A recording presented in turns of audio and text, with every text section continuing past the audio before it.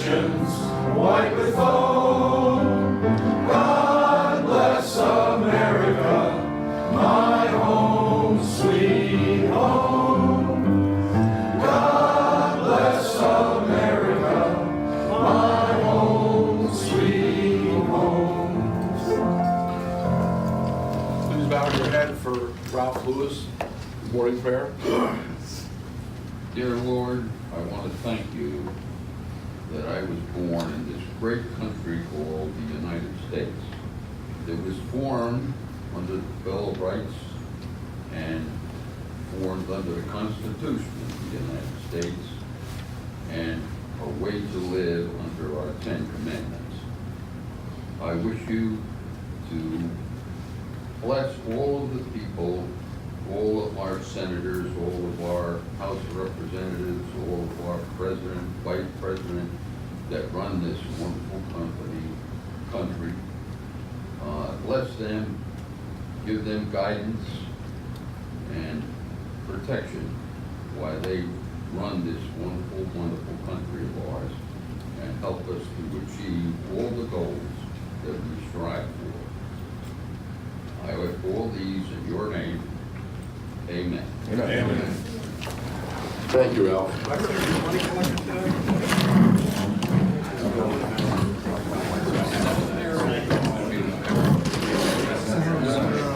Okay, Alexa, are there any guests? Ladies and gentlemen? We have 3 guests today. Chrissy Razzo and Andrea Hempel are guests of Murtaza. I guess there's a story there. So those of you that are sitting with them, find out what's going on. They said they're here for a presentation. And Larry Delhagen, would you like to introduce your guest, Adam? I would. This is Adam Volsky, who's the owner of Iron Fresh Business in Trexlertown. Thank you.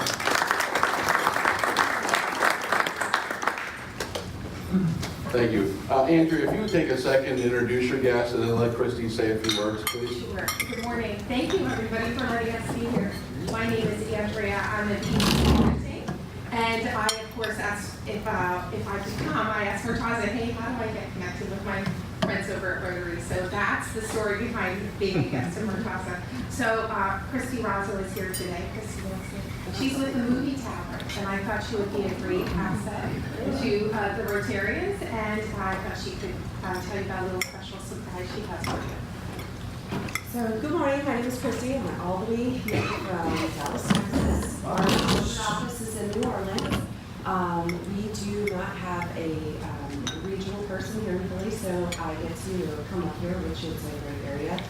We have had a huge response with the excitement of our new location, and we're so excited to be here. We are currently open, still getting going, getting acclimated. At the end of September, we will be hosting a VIP opening event. Typically, this is something we host with the chamber. We do the ribbon cutting, and then we also invite other guests because the great area of Allentown is so excited. We are hosting 2 events. So the chamber event is currently at full capacity, and we don't have any space left.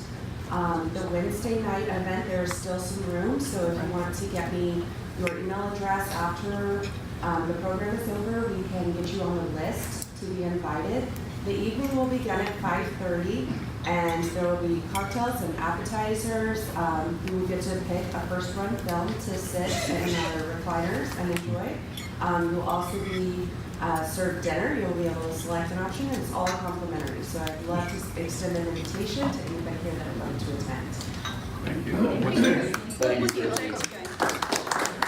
Christy, what's the date, please? The date? September 26th, Okay. Wednesday. So, folks, I had an opportunity to go to movie theater, the Movie Tavern, last weekend on Friday. So the concept is new to Lehigh Valley. I asked, where do I get the popcorn? So you just go in and go to your seat. 100%. Anyway, I'm already lost, okay? You guys know me, I'm lost anyway. Get into our seat.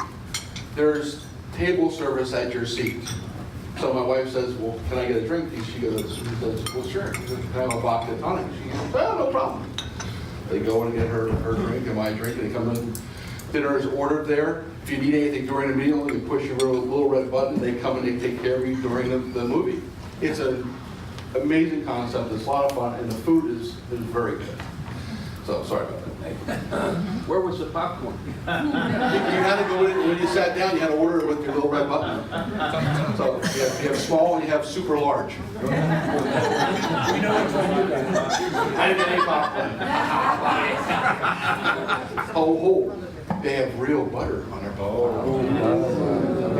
instead of that fake stuff. Christy, I'm sorry, I didn't mean to make a commercial for you. All right, guys, announcements. There's 5 tickets remaining for Friday night, tomorrow night. We're down to 3, I'm sorry. I just left it. So 3 tickets. All right, anybody want to take the 3 tickets? Come on, guys, $11. Come have some fun. See Don afterwards. It's a fellowship evening over at the Iron Pigs. Masters tickets. Last week, I sent out an email from Gordy, because everybody says I don't want to sell these. I don't feel comfortable selling them. I threw mine up on my email. I sold 10 tickets last week, guys. This is not a hard sell. If you don't sell anything, I understand, but just throw it out there. Throw it out 3 or 4 times. Because the first time they don't read it, the second time, maybe the third time they will. Give it a shot. John, anything with the... Sure, yes, September 10th. This is golf tournament. We have 111 golfers, I think, as of yesterday, so we're well ahead of last year. We're about 34,000 gross. I think just a little over, actually. So last year, golf brought in 33, just to give you a sense of where we're at. So we have some more. We'll have a few more golfers still in the pipeline. And if you haven't already sponsored, I will continue to bug you until you do. So thank you. I appreciate all of your help to date. Anything else for golfers or sponsorships, please get them in sooner than later. I do need to get accounts, and we do need to get signs made for those. And as Rick said, we do need to have about 40 more master tickets sold, and I'll let Don take it over from there. So we're at 138, and we need 165 to break even. So we're just shy of that 40, if you will, and that's good. But obviously, we don't want to break even. We want to sell more.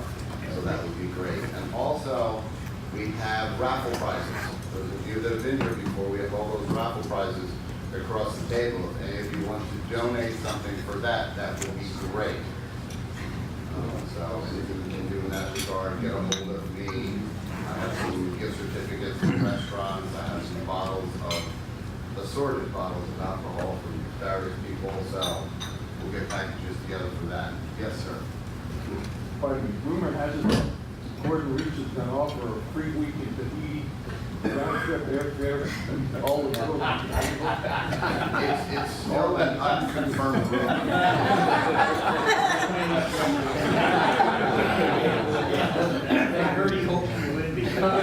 Thank you, Don. I have a whole bunch of announcements, guys. Emmaus Rotary webpage and myrotary.com. For you folks who are new or who haven't signed up, we ask you to go out there, go to Emmaus Rotary, go to your page, Mark Earl, if he's Mark, you here? What is for new people who haven't signed up, how do they get in? So it'd be your first name dot your last name dot 6560, and then you just enter service as the password, but don't tell anybody. But It's a you know what? super- I just went in and it did it for me, like I didn't know it. So you can just walk through the steps if you don't remember that. And So- is your name the way you are on the roster? But if you have any questions, reach out to either Bryce Ruggieri or me. The reason for this is, folks, every Thursday, Wednesday, prior to the meeting, you're gonna get a text. And the text tells you you're on the table in the morning. Okay, the text comes from John Chiska. John yelled at me the other day because the people this week weren't on the text list, so he couldn't text anybody. So please, make my job easier, so I don't get yelled at by John. It's really disheartening. Gary Guthrie. Yes. Okay, so I did send out an email last night. McCungy Park is looking for some more volunteers to help out at their concession stands. The times and the days, I think it was Friday and Saturday, they were looking for help. I did have one person respond. Just so you know, that's not fellow Rotarians you'll be working with, you'll just be put into one of the stands to help out. But we do get credit for that. So for every person who's there, for every hour we work, they do this long math calculation of all the funds that they take in, and we get a part of that. So every year, with just doing the breakfast, we roughly bring in between $350 and $500 every year. So gives you an idea. So that comes right into the club.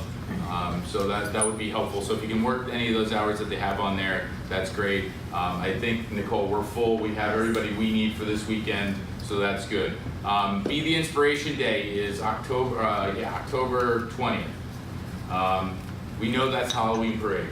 We're working on that part, so we know that part. We'll probably be looking for some marshals for that, and then also we'll have some other projects. We're going to be doing some projects that are going to be on that day, possibly the day after, and even the weekend before. So stay tuned. I'm sure you'll be sick of my emails by the time we get to be the Inspiration Day. Please kind of block off that weekend if you can to help out. There will be a project that everybody can get involved with. And then the other thing we ask is if you're not around that weekend, if you can't be involved, donations will be accepted because I'm sure there will be some expenses for what we're doing and those different things. So, thanks everyone. Thanks, Gary. Okay, board meetings immediately following this meeting, and the last thing I have on here is for everybody to sign a card for Wilmer. Well, you don't have to, guys, because Wilmer's here.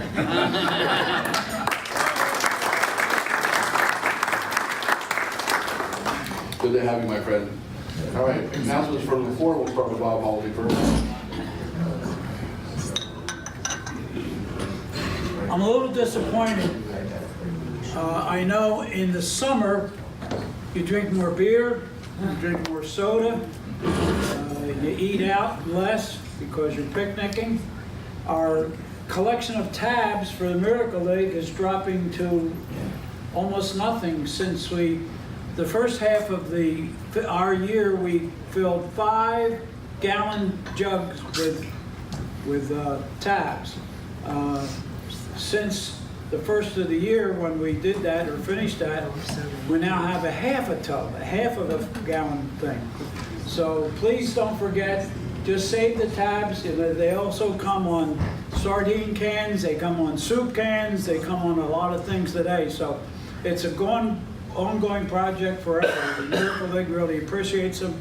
They donate them to the DuPont Children's Hospital, and they get a contribution back from them, I guess, and do it, but whatever. It helps the Miracle League, and it's something we can do. It costs you nothing. I collect them all, put them in jugs, and take them there when I get jugs full. So it's a little embarrassing. They don't say anything to me when I go up now, but I know they're thinking, how come we don't get more jugs from them? So please start bringing in your tabs again. We really appreciate it. Thank you. Thank you. Any other announcements? All right, we'll move on. Raffle. There you go. Jim Kinney has a raffle. All right, we're gonna get our guests. You have some food. Pick a ticket. You have your $2. Gonna make a lot of friends here, right? Oh, no. That's Raider 274. Yes, yes. The streak is Can we broken. verify? All right, thank you. The streak is broken. I can't believe it. All right. Picked the right one today. 289. Yes. That's a walk, Jim. Did the exercise. Now you gotta bring it back over here.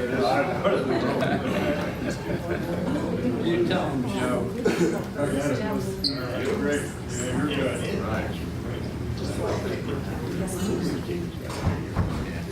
We get you. Grab one. Grab Myers. If we don't cause members to vote, it goes fairly, so. All right. 297. Congratulations, Gordy. Thank you very much, Jim. Don, are you ready? Sure. Assorted people are leaving early, including me. So I put my finding in the pot. Chris was a little bit late. Hey, Hey, does anybody know anybody at the movie tavern? They might be able to donate some tickets for us for the golf outing. I don't know anybody. I mean, you were there recently, weren't you? I wasn't, I didn't see anybody. Maybe they could donate. Management? Yeah. The person I heard was from Dallas. I asked her if that was Dallas, Pennsylvania, she said no. No. That's really far away. I mean, you are lucky, you served me a good breakfast, so we can do something. Thank you, Christy. Talk about being wangled. I think Moses is not here, even though he's checked that he's having a raffle and a breakfast. So I guess now I have to sit at the table and see where you guys are checking and not checking to make sure what's going on here. I mean, you know, last week nobody signed, 3 people didn't sign up. Now somebody's signing up that they're here, but they're not here. So it's getting very confusing. Dale, I thought you had trained them better, but, you know, this isn't working out at all. You need some training. Dale was training you. Dale was training me. Well, he trained Chris Wells. He's finally wearing a pin almost every week, so. He's just scared of you. We'll keep it simple. Do we have any happy dollars, people? Hey, what about fine jet? Alan owes $2, he was late. I have it. I have it marked down on my sheet. I just have to pick it up. He's sitting at my table. Well, you don't do happy dollars for fines. Come on, boy. He was trying to say. Unbelievable. Is that a fine? No. Okay. It's a trainable moment. All right. D. I have 10 happy dollars because this week, many of us, many from the Rotary Club are leaving on the Rotary Friendship Exchange. So I'm covering the other people too, the other couples from here that are going, and have to thank Rotary for such a great opportunity, and we all look forward to it. Where are you going, Pete? We're going to Northeast England.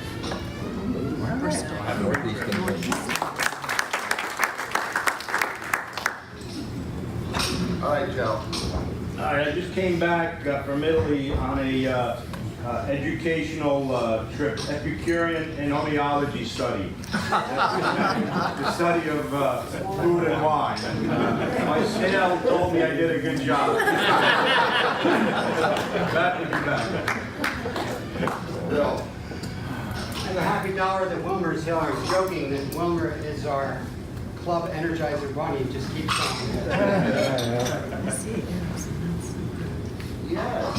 Andrea, I just got a text message from Sonia Rubia from Murtaza, and he says hello to everybody. He's on for his pilgrimage, so he's been there a month. He's left me all alone.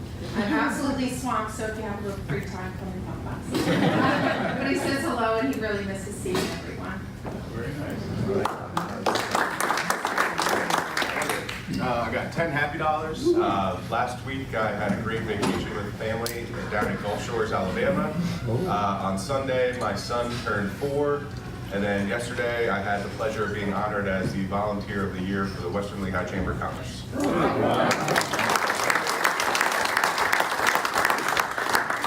And from Morgan to Megan. I have 5 happy dollars. I am officially signed up for the Army 10-miler race in October, so I'm really excited to be doing that, and with a couple of my friends, Donna, one of my good friends who passed earlier in the year. And I also am really happy that the Emmaus Main Street Partners Map and Guide finally came out. So, and thanks to EBC. So Andrea, thanks for your hard work on that, because it's amazing.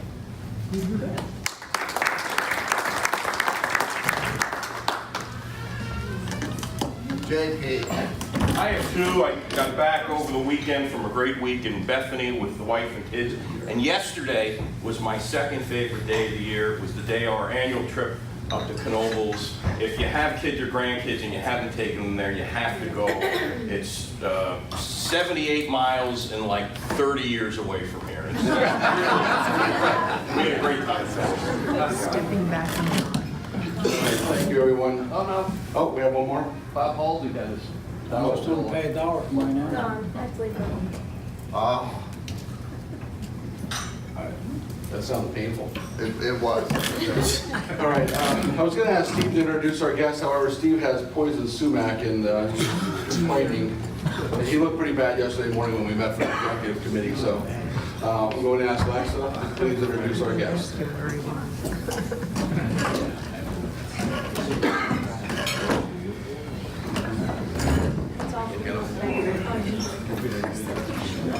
Don Lowe's, our Sergeant at Arms, is not the only confused person. Last night at 11:30, I got a text message from Eric Block who said, I just read the trumpet, I'm in Russia and I'm supposed to be on the desk. So I told him I'd cover for him, so I was the new Eric Block, now I'm the new Steve Gould. How long did you know? Wow. So if you get out your phones, I'll send you the introduction. I just got it myself. Technology, gotta love it. Actually, I was pretty interested when I was reading this introduction.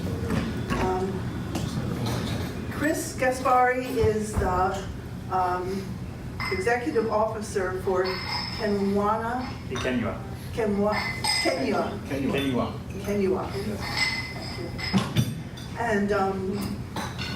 And he's going to tell us about that. He spent 6 years in Africa. He is a fellow Rotarian. And he's going to talk to us about creative change. Yeah. Okay, thank you.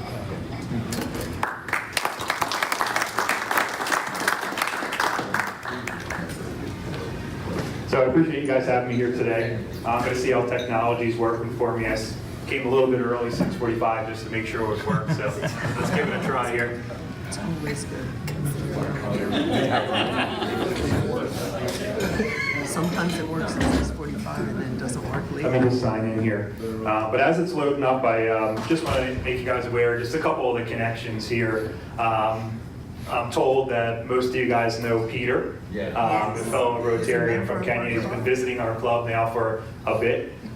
So he was waiting for the elections to kind of finish up over there in Kenya, and I think he's going to be heading back to you guys soon. That was about 6 months ago, so you know, in Kenyan time tends to go a little bit longer than usual. So.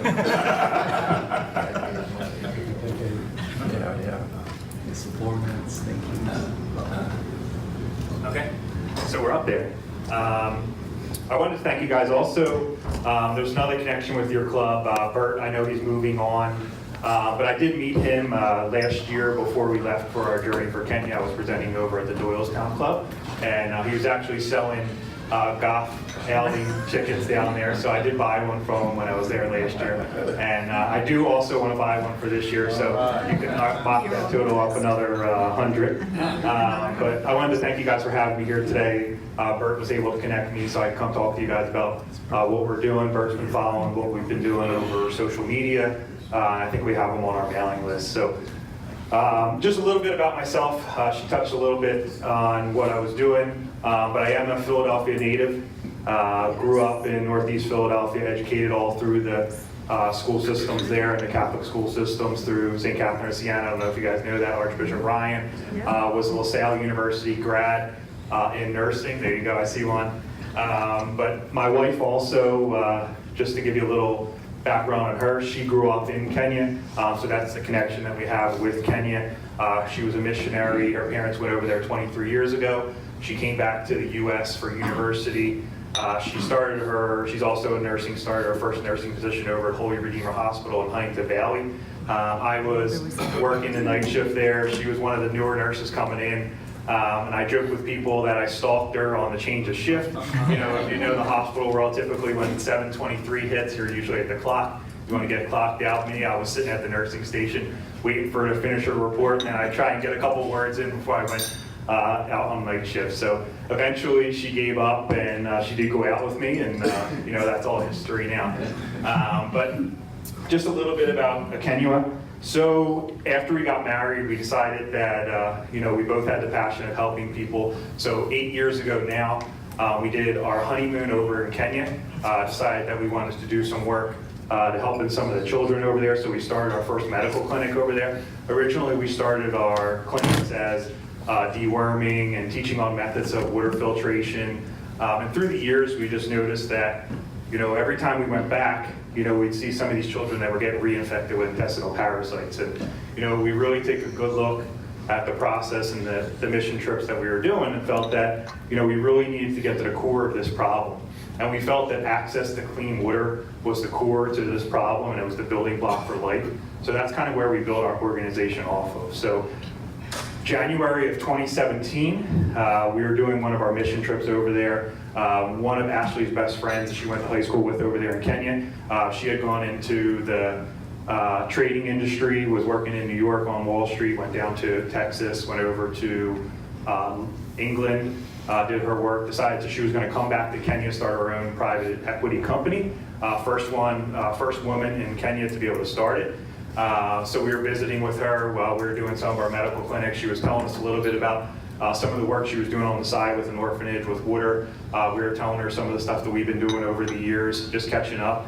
And she kind of put it out there for us and said that, why don't you guys just come back? You guys have been coming for the last 8 years doing short-term missions, coming over for a month. You guys love it over here. It seems like that's what you're passionate in your heart. And working in the hospital world over here, we were very comfortable in our positions. Felt like we weren't able to go. We always had it in the back of our minds of like, this is a 5-year, kind of venture. In 5 years we'll do it. But as you can see, we were there doing it 8 years, and we kept pushing it off another 5, another 5. But it was always in our heart that this trip in January that we were doing in 2017, they were in the worst drought that they've ever had in the country. Rivers were drying up. People were walking literally 5 miles to get to the nearest water spot. So we're like, what's going to be different in our lives in 5 years? We're still going to have our mortgage. We're still going to have our car payments. So we're like, all right, let's do it. So once we had that in our heart that we wanted to do it, we started to put it out there. Put our house just out to a couple of my close friends growing up in Philadelphia. Most people know that a lot of the unions and trades are there. A lot of the guys do a lot of stuff on the side. So similar to some of my friends, we would get houses, typically foreclosures. We'd live in them, and I'd try and fix them up, have trades in my background, so I could use a lot of those guys subcontracting in the house. So 3/4 of our house were finished. I put it out there. One of my friends of a friend came over, did a drive by my house, said, I'm very interested, want to go into the neighborhood you guys are in, love your house. So that next week came by, said he would buy my house full asking price. We're like, awesome. He brought his wife over. She said, what are you guys doing with everything in your house? And we're like, we're going to Kenya. We can't bring any of this stuff. She's like, all right, well, I'll buy everything in your house. So we're like, absolutely. This is just another reaffirming, kind of that we're doing the right thing. So we did wind up going over to Kenya, sold all of our stuff here, and started on ground in Ekenywa. So I'll get a little bit into, I know I went a lot into the background of what we are, but I think it's applicable, in telling you guys how we got started. So our mission for our organization is to break the cycle of poverty in rural Kenyan schools, developing sustainable infrastructure and creative programs, providing access to clean water, sanitation, hygiene education, nutrition, and an innovative learning environment. And I'll expand on some of these as we go. I just want to get through some of these early slides so I can leave some time for questions at the end. But our vision is to help kids and communities in Africa create lasting change and growing prosperity. Ekenywa utilizes technology and innovation to tackle challenges affecting health, education, and economic opportunities for Kenyan communities. Solutions encourage children to strive, fulfill their potential, and create a ripple effect within the communities at large. So as we talked a little bit about our building blocks, obviously the first thing is the water crisis that's going on there. And these kind of build on each other as you go. If you don't have water, you can't have sanitation. If you don't have sanitation, it leads to disease and lack of access to going to school. So those are the 3 biggest problems. And next one, I'll go on to the core problem here, which is the water crisis. There's some interesting statistics here for you. In Africa alone, there's 350 million people who lack access to clean drinking water. This doesn't incorporate any other parts of the world. In Africa alone, 350 million. 2 million die every year due to waterborne illnesses. And these are some of the statistics that got us over there originally doing some of our work about 8 years ago. So communities simply lack access to clean water. Another interesting statistic, this is on average. We talked a little bit about the 5 miles during the drought, because sometimes you have seasonal rivers that come up, but on average, 5 kilometers, the children will walk one way to access water. And this isn't even a potable standard of water, but wherever they have access, they'll go to. So these are some of the major problems stemming from the water crisis. No water for drinking, crops, pets, livestock, and this is most of the economic growth, so it helps. There's no opportunity for economic growth. In the sanitation area, if there's no source of water, they just keep reinfecting themselves a little bit, what we talked about from our founding story. Some of the problems with the education, overcrowding. This is a picture in the background there is one of the schools that we're working with. It's Kayaba School. And on average, there's about 70 students to one teacher. So you go into a classroom, it's more of a kind of a crowd management rather than an educational environment. So you know that the education system is just very lacking there. You have minimal sources to nurture their creativity and problem solving through arts education. They have no running water on campus and not even enough toilets. There was a school that we went to, it had over 1,000 kids in there, over 20 teachers, a couple administrators, and they had one toilet for the whole school. So you can imagine the sanitation issues that you come into. They break about 2 or 3 times a day to use the toilet. So children were waiting in line pretty much until the bell rang again to come back into school before they could use the toilet. So imagine trying to clean in between there, wash hands, it's just not even possible. So it's just very upsetting when you see some of these. Just another interesting thing that we noted in the classrooms is that kids will pile around one book, typically 5 students, just to be able to see what's going on with what the teacher is actually trying to teach them. So staggering. So these are kind of no-brainers. With no water, there's access, there's limited sanitation, limited latrines, limited access to hand washing, so just the spread of disease runs rampant over there. So there's another thing, there's no structured education and hygiene behaviors. So just some of these points you'll see as we come into exactly what our programs do, we hit on each one of these points. So our solution. So the only way to truly break the cycle of poverty is to take a holistic approach with a sustainable solution, and water being that first step. So how do we create change? We have sustainable water technologies, community economic revival, hygiene and sanitation programs, creative education and arts programs. So sustainable technology. We use 2 sustainable technologies, one of them being a borehole. Most people don't know what a borehole is unless you've kind of been over in a developing country, but it is a deep well. Typically, we'll be drilling into the ground about 700 to 900 feet. Wow. Typically, the distance of the Empire State Building going down into the ground just to access clean water. Secondarily, we don't want to forget our rainwater. It's a valuable source of water. We do a system called a first flush where we're utilizing after 3 seconds of rain, where you typically get your most clean water. So we'll have a system that drains off your first 3 seconds of rain off of all the roofs. We store that in a separate cistern, and then we take the additional water into a clean cistern, which they use for water. But the one that's the first 3 seconds we can utilize for our flushing of our toilets, and we can also utilize that for our school farms that we incorporate into the schools. So we like to use those. Typically, our boreholes are yielding about 50,000 gallons per day. So it's a lot of water that we can get from this. It's a sustainable source of water if you utilize it correctly. We find a lot with different organizations that are usually based, not in the country, that these are not sustained properly. After you get done drilling a borehole, they'll do a sustainability testing, and they'll be able to tell you how much water you can utilize from that hole a day. And when an organization sends money over, typically to a for-profit drilling company, there's not much education that's done on the background, and they'll typically hand it over to a community with no education. So they'll just keep pumping that water, and then it's like our body. If a channel is overutilized, it'll find its own way, like our veins, and that it will no longer reach that area, it'll go around your borehole, so then it'll run dry. So that's part of the problem that we see.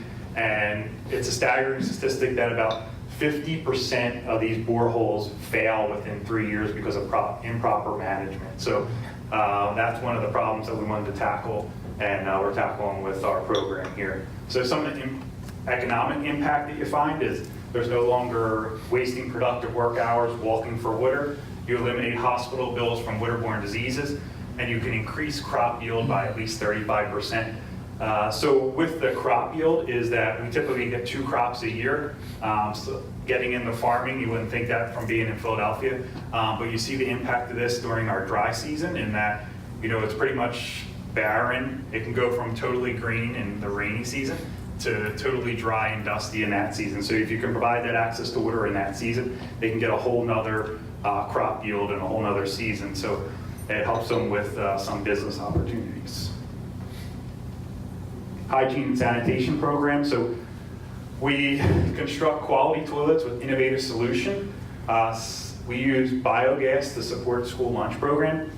So not being an engineer myself, but being interested in this concept, we actually trialed this year in one of our schools. It's a biogas catchment system. So we're utilizing all of the feces that come into the toilets, and we turn it into something called a slurry.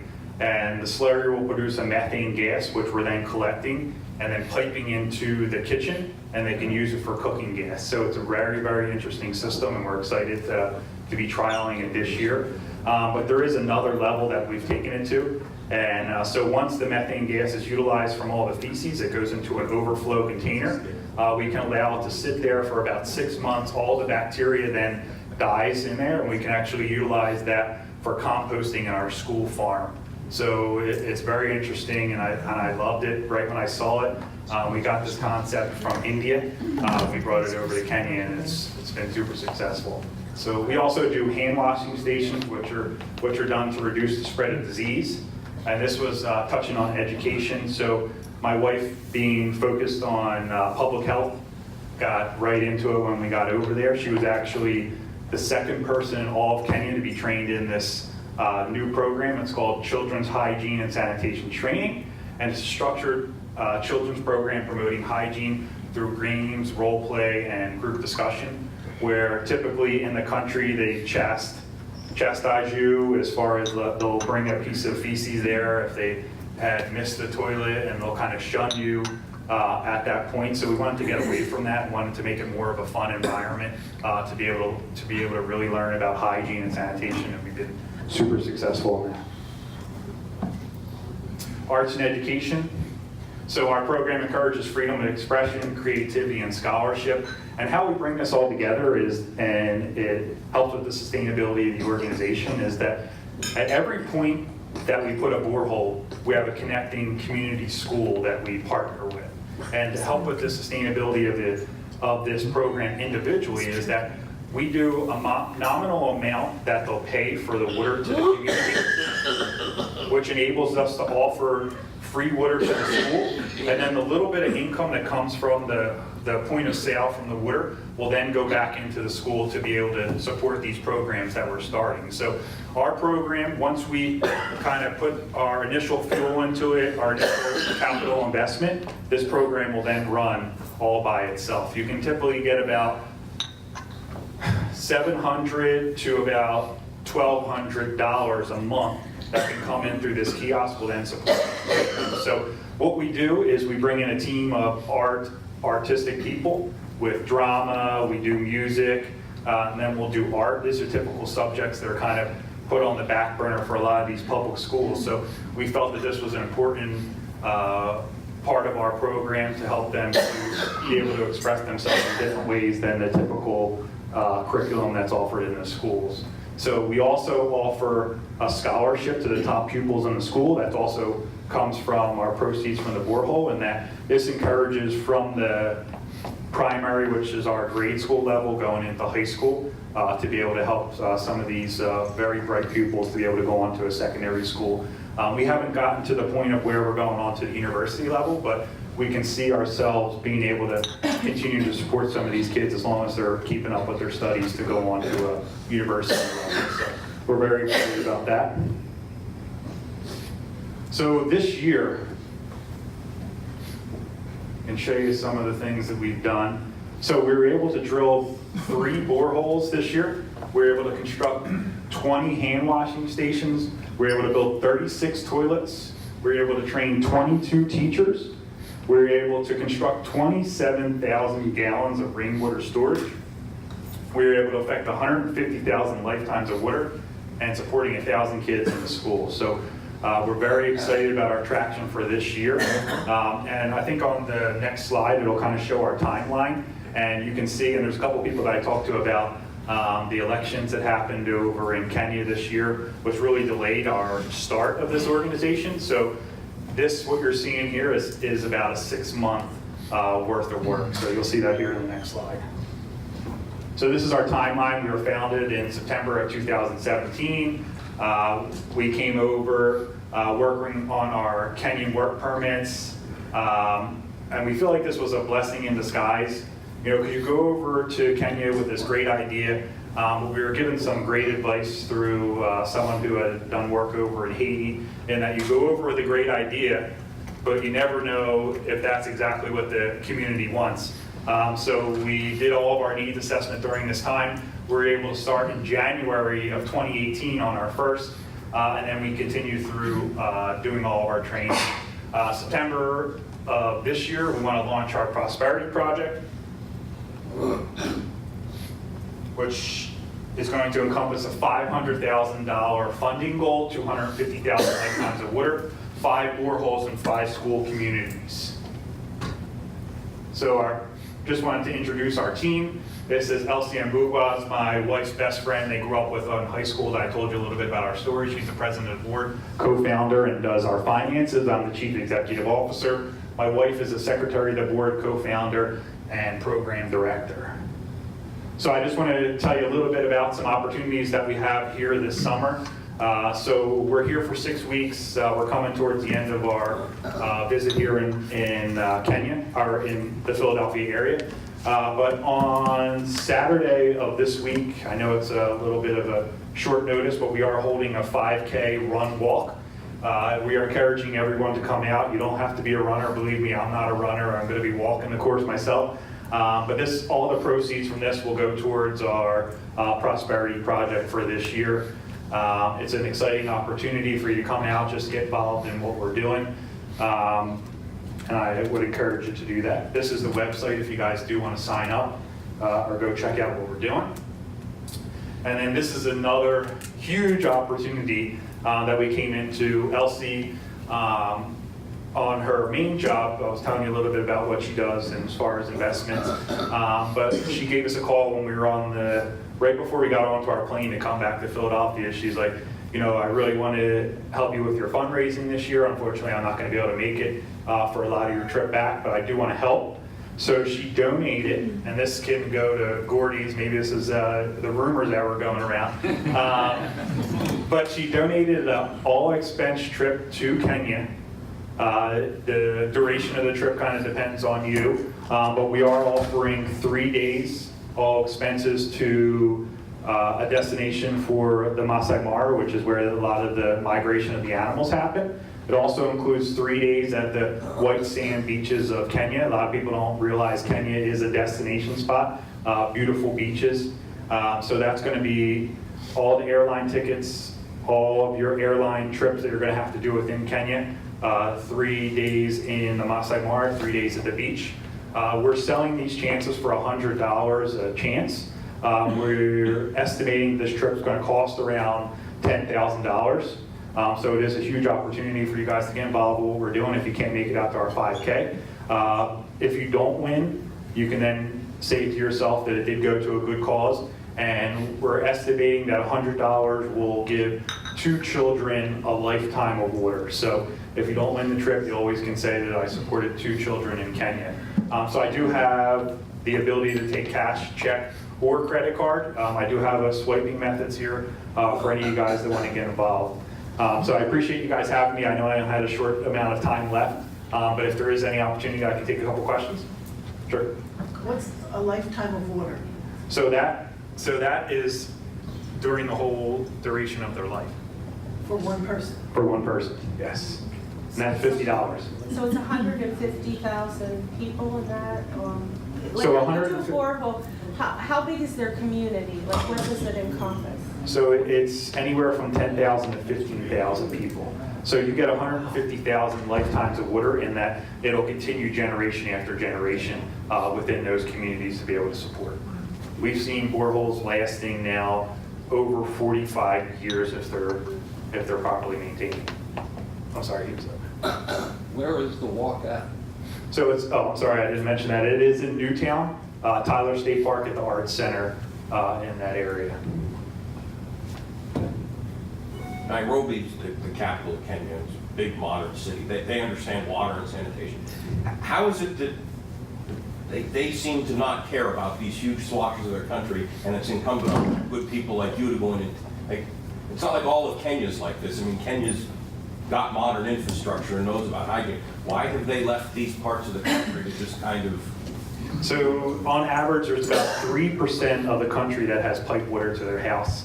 And those 3% are typically the ones who have all of the money in the country. So you have about 97% of the country lives in poverty, 3% haves. So they have access to water, so it's not even on their radar. We're actually getting into, Elsie's involved with some big business over there in Kenya, so we're actually opening up a lot of eyes of just the Kenyan people. We bring them to these areas that we're at, and typically have a bubble that they live in that they're not getting outside of So this it's bubble. very much like the United States. Yeah, exactly. So once the awareness is getting out there and they're coming, we're even seeing an influx of people within Kenya that are getting involved with our organization now. And there's a huge movement of the new generation coming up, and you typically hear of the government being corrupt, but there's a ton of them that are coming up that don't want to have any corruption. So they're really fighting corruption now in the country, and I'm really excited to be involved in it, and that seeing this change in the youth that are coming up that don't want corruption anymore. Was there? Thank you, Chris. You're welcome.